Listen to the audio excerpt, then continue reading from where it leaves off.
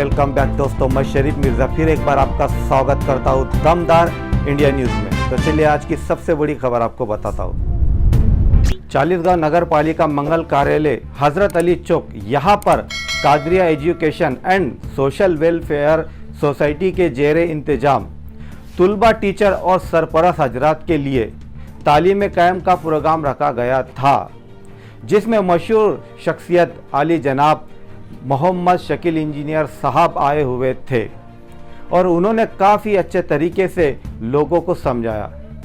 जो बच्चे स्कूल में पढ़ते हैं उनके पेरेंट्स को ऐसी ऐसी बातें बताई जिसे सुनकर लोगों को काफ़ी मालूमात हासिल हुई। इसलिए कि तुम तो उस मकाम पे साल भर से खड़े हो, लेकिन दुनिया तो बहुत आगे निकल गई ना साल भर में, तो तुम तो पीछे हो गए ना साल भर के। इस पूरी दौड़ में आप पीछे हो गए।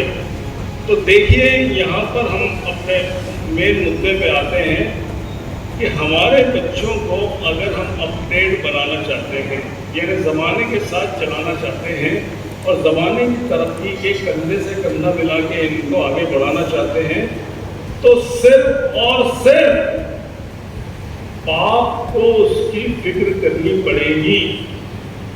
उन्होंने बताया कि अगर घर में छोटा बच्चा है तो उसके साथ कैसा बर्ताव रखना चाहिए, बच्चों की कैसी परवरिश करनी चाहिए।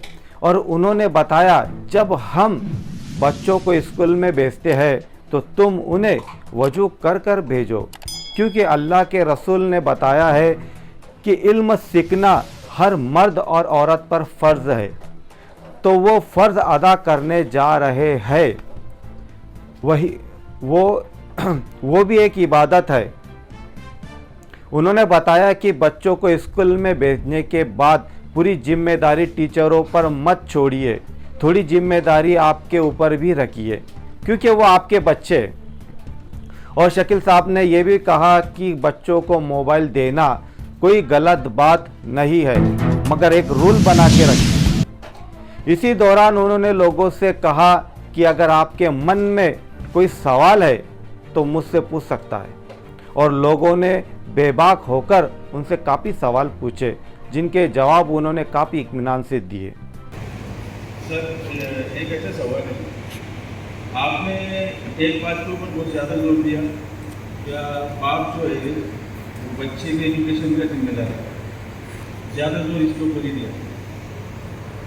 हमने तो अब तक ये सुना है कि बच्चे की पहली 10 जगह जो है उसकी माँ की बोली, और बाप अगर एजुकेशन पे जाने का तो कमाने को जाएगा। मैं सुबह 6 बजे घर से निकलता और शाम को 7 बजे लग जाता। अब इसके दौरान में बच्चे का एजुकेशन का क्या ध्यान दे सकते?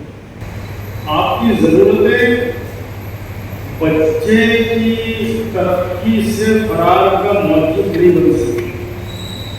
अगर बच्चा आपका नहीं बन सका कुछ, तो आप उसको बड़ा होने के बाद ये नहीं बोल सकते कि बेटा मैं सुबह जाता था और शाम में आता था, मैं नहीं।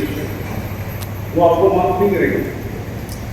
आपको ये मसरूफियत में से टाइम निकालना पड़ेगा या टाइम मैनेज करना पड़ेगा, लेकिन आप इग्नोरेंस नहीं कर सकते, नजरअंदाज नहीं कर सकते बच्चे की तरबियत के मामले में। माँ के बारे में रिस्पॉन्सिबल नहीं कर सकते। वो जो है बच्चे का ये पहला दर्जा है, उससे मेरा इनकार नहीं है, लेकिन घर में जिसकी चलती उसको घर में उसका कवाम बनाया गया कि तुम घर के राही है और तुम्हारे से सवाल होगा बच्चे की तरबियत के बारे में, तो वो कैसा रहा, क्यों जन्नत पे गया, क्यों जहन्नम में गया, वापस है।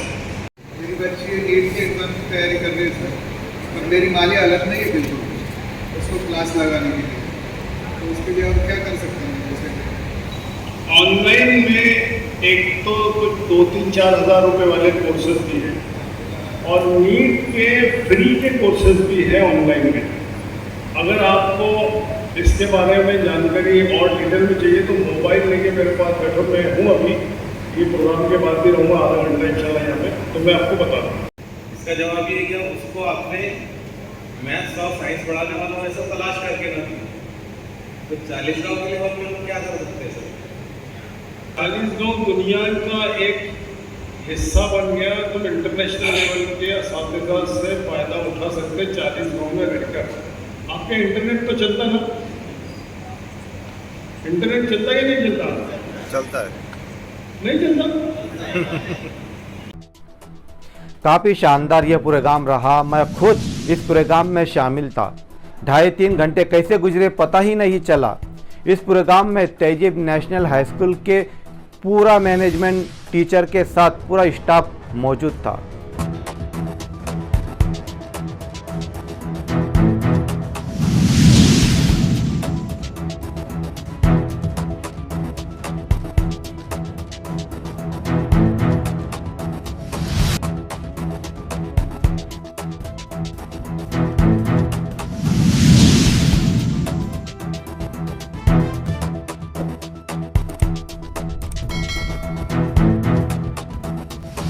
आज के दिन इतना ही। अब मुझे दीजिए इजाज़त। अपना ख्याल रखिए।